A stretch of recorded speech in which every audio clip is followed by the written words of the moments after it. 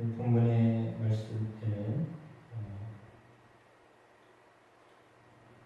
3대에 걸쳐서 죄를 지은 사람들인가, 죄를 지은 사람인가 아니면 의로운 사람인가 라고 하는 것을 말씀하고 있습니다. 죄악과 모든 영혼들이 다 나에게 속하였다. 하나님이 그렇게 말씀하십니다. 그래서 아버지의 영혼도 나에게 속하고 그의 아들의 영혼도 나에게 속하고 그러나 범죄하는 영혼은 죽으리라 라고 말씀하십니다. 이스라엘 백성들이 범죄하였는데 범죄함으로 인하여 죽게 될 것이다 라고 하는 말씀을 하고 있죠. 유다가 포로로 끌려간 것에 대하여서 그것은 바로 너희들의 죄악 때문이다 라고 하는 말씀을 하시는 것입니다. 이들은 한편으로는 자신들이 어떤 문제라기보다 조상의 문제이기도 하고 이렇게 다른 세대의 문제다라고 이제 핑계를 대는 어떤 상황이었던 것으로 보여집니다.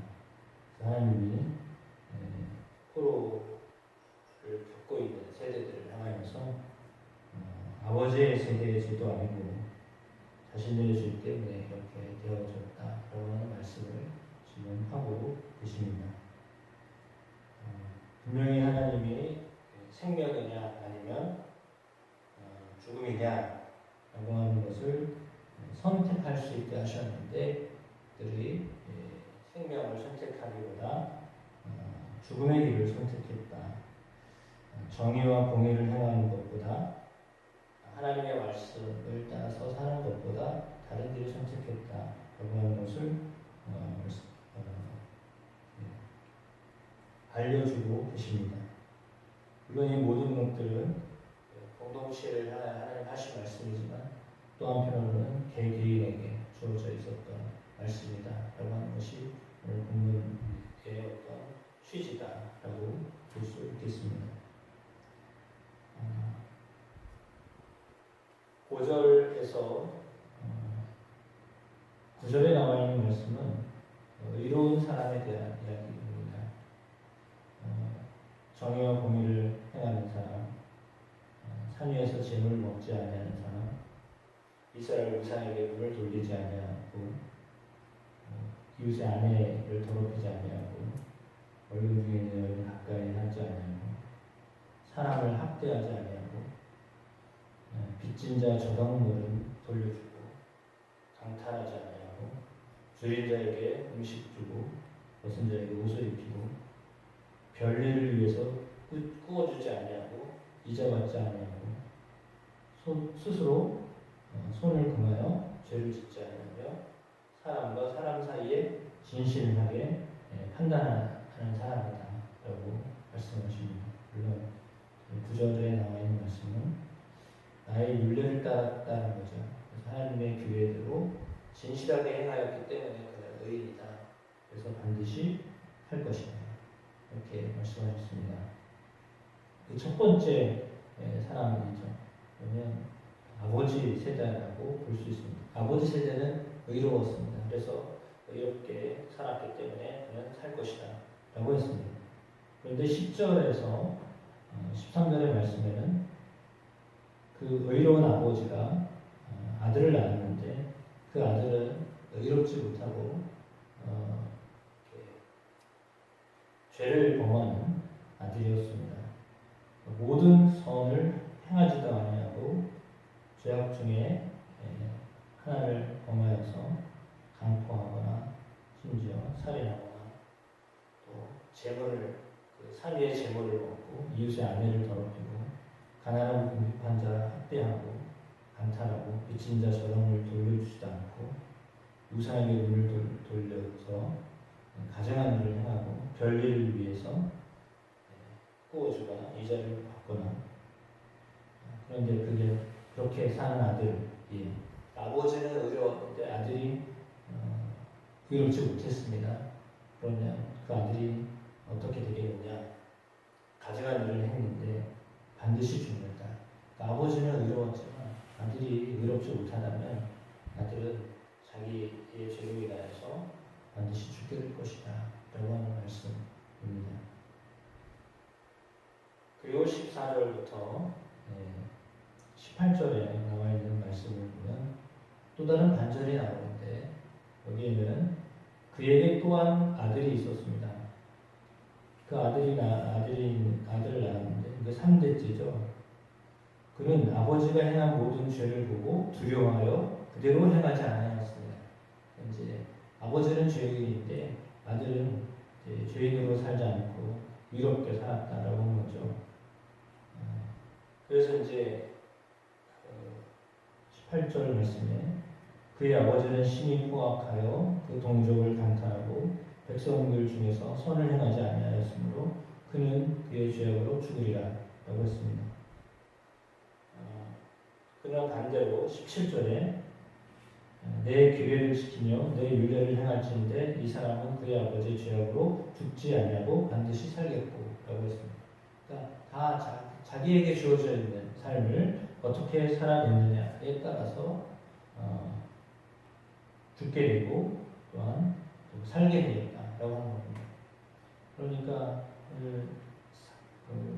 세 번째 나왔던 손자의 그런 비유는 아버지가 의롭지 못했어도 자신이 진실하게 행하고 하나님의 율례를 따르고 살았기 때문에 그는 환경이 안 좋았죠. 당연히 환경이 안 좋은 환경입니다. 아버지가 좀 이롭지 못하게 살았기 때문에 아들이 의롭게 산다는 것은 사실 어려운 상황입니다. 상황은 좋지 않은 상황이죠. 그러나 그럼에도 불구하고 그는 그 어려운 상황에서도 의롭게 살았기 때문에 아버지와 관계없이 그는 살게 될 것이다라고 말씀하고 있습니다. 그래서 그 아들에게, 그 손자에게 아버지의 죄악을 담당시키지 않는다. 그는 그 의롭게 살았기 때문에 그것으로 인하여 반드시 살게 될 것이다 라고 말씀을 하십니다. 오늘 본문의 말씀은 그렇게 예를 들어서 하나님 하셨던 말씀입니다. 자기에게 주어져 있는 삶에 어떻게 하나님 앞에 반응하는 사람인가를 보는데 의로운 사람은 사실상 아주 좋은 여건 속에서 살았던 사람은 아닌 것처럼 보여집니다. 그러니까 5절, 6절 말씀부터 쭉 볼 때 남들이 하는 대로 살지 않았던 사람으로 비춰집니다. 그러니까 다른 사람들은 보통 이렇게 살았는데 이 사람은 그렇게 살지 않았다라고 하는 쪽으로 부정적인 환경 속에서 그렇게 살지 않은 사람으로 비춰집니다. 그러니까 의롭게 살았는데 그 의로움이란 사람들이 의롭게 살지 않는 상황에서 지금 의롭게 사는 사람으로 이렇게 보여지는 거죠. 그러니까 상황은 똑같아요. 어떻게 보면 손자의 모습이나 지금 아버지의 모습이나 비슷한 상황입니다. 그러니까 상황은 그렇게 시대 자체가 의로운 시대가 아니에요. 그런데 의롭게 산 거죠. 그걸 이야기하는 겁니다.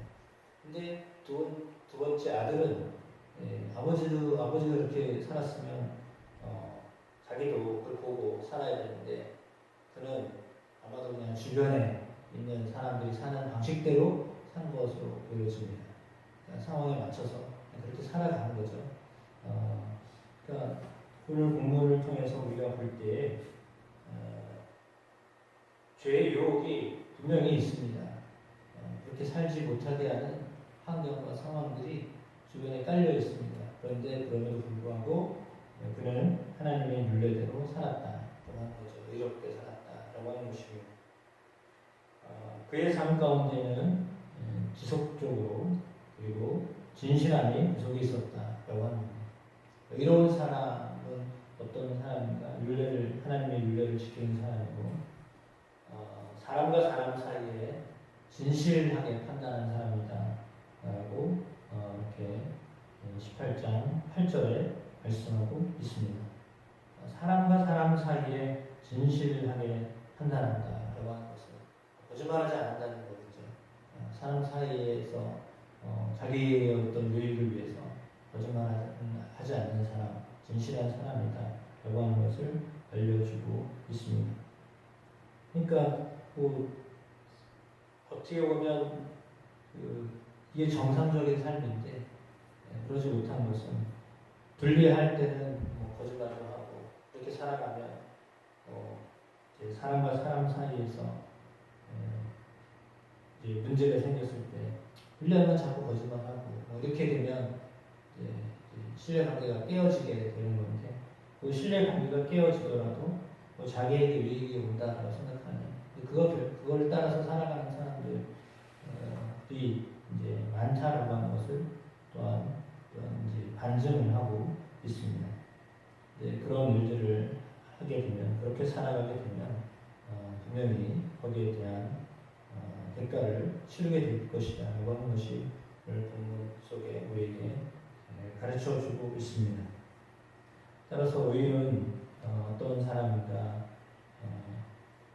5절에 나와 있는 말씀처럼 하나님 앞에서 의로와 정의와 공의를 따라 행하는 사람이어야 된다 라고 하는 것입니다. 그의 삶이 어떠냐에 따라서 그를 의로운 사람이다 라고 보신다라고 하는 거죠. 그래서 종교적으로도 뿐만 아니라 삶에도 경건하게 살고 있는가, 이렇게 살고 있는가를 하나님 보신다라고 하는 것입니다. 저나 여러분의 삶에 하나님 보실 때 의로운 삶을 살아드리는, 그래서 정의와 공의를 행하는 19절의 말씀처럼 동일하게 이제 아버지에게 적용됐던 그 말씀 손자에게 적용하셨는데 동일하게 이렇게 정의와 공의를 행하며 하나님의 율법을 따라 살아가는 삶으로 반드시 살리시는 하나님을 경험하게 되어주시기를 주님의 이름으로 축복합니다. 그래서 하나님을 존중하는 사람은 분명히 사람과의 사이에서도 그 사람을 존중하며 살아가고 어렵고 힘든 사람들을 내버려 두지 아니하고 그를 돌보는 삶을 사는 사람이었다라고 하는 것이 오늘 본문을 통해 우리에게 들려주고 있는 의로움에 대한 어떤 기준이라고 볼 수 있습니다. 신앙적으로만 보지 아니하시고 사람과의 관계 속에서 어떻게 살아가고 있는가 또 보시는 하나님이시죠.